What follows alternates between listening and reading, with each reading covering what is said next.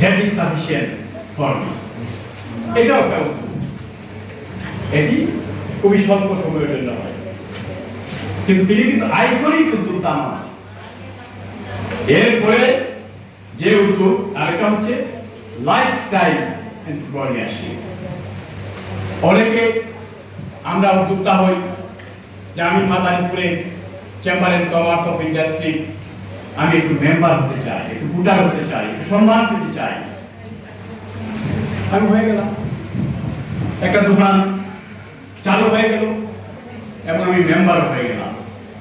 এরপরে আমার উদ্যোগের দরকার নেই, লাইফটা চেঞ্জ হয়ে গেল আমার। এটি আবার আরেক ধরনের উদ্যোক্তা, কিন্তু সবাই উদ্যোক্তা, কিন্তু উচ্চাকাঙ্ক্ষী উদ্যোক্তা, যার উচ্চাকাঙ্ক্ষা আছে সেই উদ্যোক্তা। এটা হচ্ছে অ্যাম্বিশাস অর্থাৎ আমি উদ্যোক্তা হব, আমি উদ্যোক্তা হয়ে আমার এলাকার অনেক মানুষ আমার প্রতিষ্ঠানে চাকরি করবে। আমি উদ্যোক্তা হব, আমি আমার ডিস্ট্রিক্টে একজন পরিচিত ব্যক্তি হব। আমি উদ্যোক্তা হব, আমি সারা বাংলাদেশে আমি একজন নামি দামি ব্যবসায়ী হব। আমি উদ্যোক্তা হব, সারা পৃথিবীতে আমি একজন অনেক নামি দামি উদ্যোক্তা হব। কারণ এটা কিন্তু সম্ভব।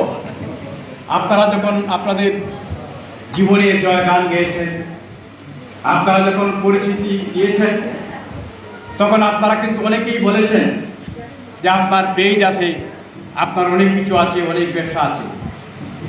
এই যে আসলে এখন কিন্তু ইন্টারনেটের যুগ। একজন ব্যবসায়ী আমি যদি এখানে কথার কথা বলি সারা পৃথিবীতে পরিচিত হবেন, এটা কিন্তু কথার কথা নয়।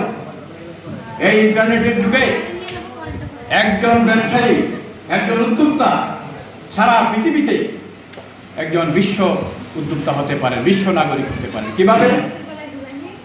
যদি তার অ্যাম্বিশন থাকে। অ্যাম্বিশন যদি না থাকে তাহলে কিন্তু আপনি আইকনিক উদ্যোক্তা হতে পারবেন না। এখন আমার কাছে যেটি মনে হয় যে আপনারা যেভাবে এখানে নারী উদ্যোক্তারা সারা বাংলাদেশ থেকে এসেছেন, আপনারা কিন্তু সবাই আই ফার্মলি বিলিভ আপনারা সবাই কিন্তু আইকনিক উদ্যোক্তা হতে পারবেন। এবং বিশেষ করে যাদের বয়স একটু কম, আমি আগেও বলছি, আপনারা কিন্তু বাংলাদেশের সম্পদ। আপনারা যখন এগিয়ে যাবেন, বাংলাদেশ এগিয়ে যাবে। আপনারা যখন এগিয়ে যাবেন, বাংলাদেশের ব্যবসা বাণিজ্য এগিয়ে যাবে। আপনারা যখন এগিয়ে যাবেন, বাংলাদেশের অর্থনীতি অনেক বেশি এগিয়ে যাবে। আপনারা যখন এগিয়ে যাবেন, বাংলাদেশ একটি উন্নত দেশ হবে। আপনাদের কারণেই এই বাংলাদেশ আমাদের একটা উন্নত বাংলাদেশ হবে।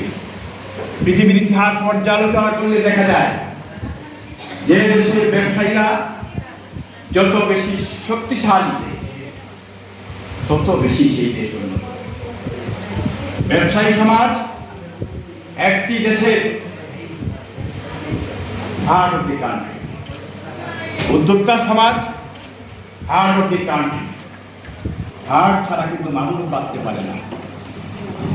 একটা ব্যবসায়ী ছাড়া, উদ্যোক্তা ছাড়া, আপনাদেরকে ছাড়া দেশ চলতে পারবে না।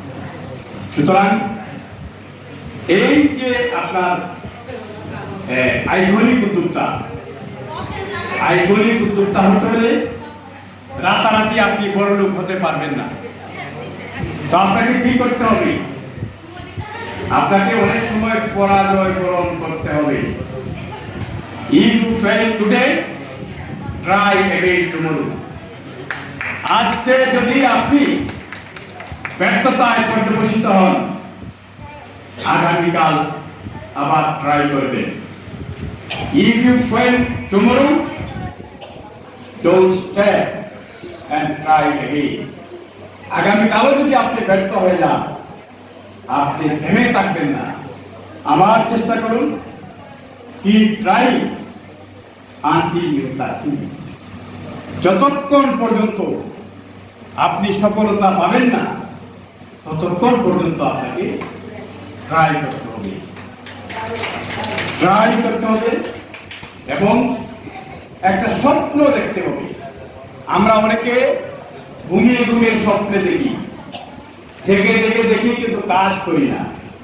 যখন কষ্ট হয় তখন আমি আর স্বপ্ন দেখতে চাই না।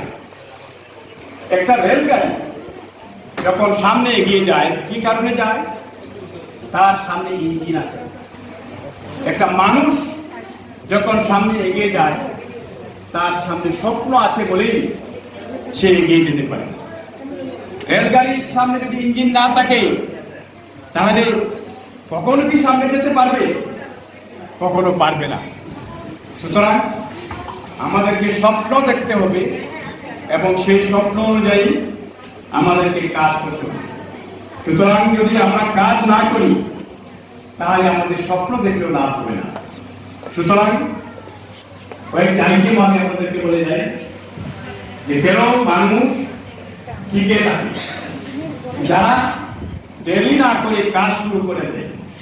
আমরা অনেকে বলি কালকের থেকে শুরু করবো, আজকে একটু ভালো লাগে না, আজকে একটু ঘুমাই, আজকে একটু বৃষ্টি পড়েছে, কাপড় একটু ঘুমাই।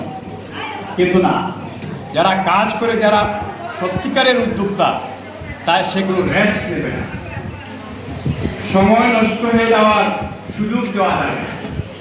আপনি সময় নষ্ট করবেন, আবার উদ্যোক্তা হবে না, একসাথে দুইটা চলে না।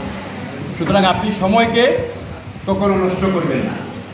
পৃথিবীতে সবচেয়ে বড় সম্পত্তি সম্পদ, আর পৃথিবীতে সবচেয়ে বিনা টাকায় কম দামে পাওয়া যায় কি? সময়। কারণ সময় যদি টাকা দিয়ে কেনা লাগতো, তাহলে কি হতো? সেজন্যই কিন্তু সময়কে গুরুত্ব দেওয়া হয়েছে।